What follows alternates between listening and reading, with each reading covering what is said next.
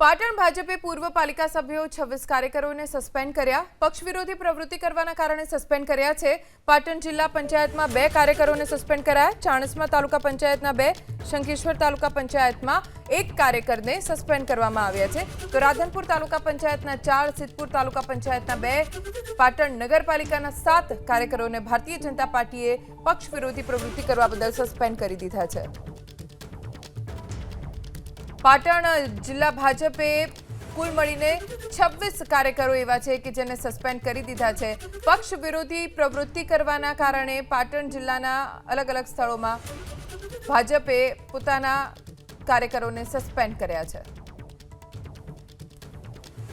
પાટણ ભાજપે પૂર્વ પાલિકા સભ્યો 26 કાર્યકરોને સસ્પેન્ડ કર્યા। પક્ષ વિરોધી પ્રવૃત્તિ કરવાના કારણે સસ્પેન્ડ કર્યા છે।